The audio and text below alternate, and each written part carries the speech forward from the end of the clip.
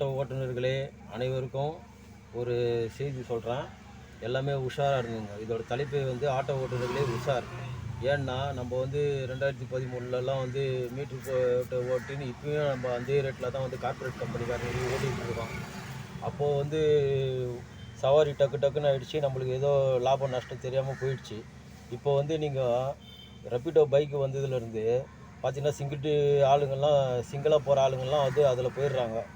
அதனால் நீங்கள் காலையில் 5 மணிக்கு ஆன் பண்ணி வச்சாலும் சரி, 6 மணிக்கு ஆன் பண்ணி வச்சாலும் சரி, 9 மணிக்கு மேலே தான் உங்களுக்கு சவாரி அடிக்குது. அப்போ உங்களோட ஃபோன் வந்து டெட்டு. அதாவது அது ஒரு பவர் இழுத்து இழுத்து உன்னோட ஃபோன் காலி, உன்னோட நெட்டு காலி.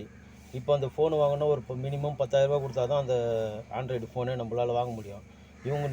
இவங்களோட ஆப்பை நம்ம ஆன் பண்ணி வச்சுட்டு 3 ஹவர் 4 ஹவர் சும்மாவே உட்காந்துருந்தா உங்களுக்கு என்ன லாபம் கிடைக்கும்? ஒன்றுமே கிடைக்காது. அப்போ என்ன பண்ணுவீங்க? இந்த சிங்கிள் டிஜிட்டல் ஆள்லாம் பண்ணோன்னா 3 பேர் 2 பேர், இந்த வயசானவங்க, உடம்பு முடியாதவங்க, இவங்க தான் உங்களுக்கு வந்து அந்த சவாரி கொடுப்பாங்க. அவங்க வர்றது பார்த்தீங்கன்னா 10 மணி 11 மணிக்கு மேலே தான்.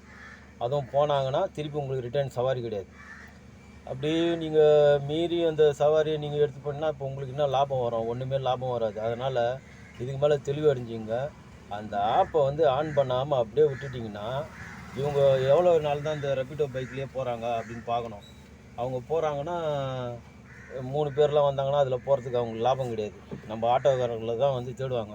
ஏன்னா 3 பேருக்கு வந்து நம்ம ஆட்டோவுக்கு 150 ரூபா ஆகுதுன்னா 3 பேர் வந்து உட்காந்துட்டு ஆட்டோவில் சவாரி பண்ணிடுவாங்க. ஆனால் அதே ரப்பிடோ பைக்கில் அவங்க போனாங்கன்னா 3 பேருக்கு வந்து 100 ரூபா 50 ரூபா கம்மியானு வச்சுங்க, 150 ரூபாய்க்கு 100 ரூபா தான் வரும்னு வச்சுக்க. அதனால் அவங்க லாபம் 100 ரூபானா 300 ரூபா அவங்களுக்கு டபுளாக போகும்.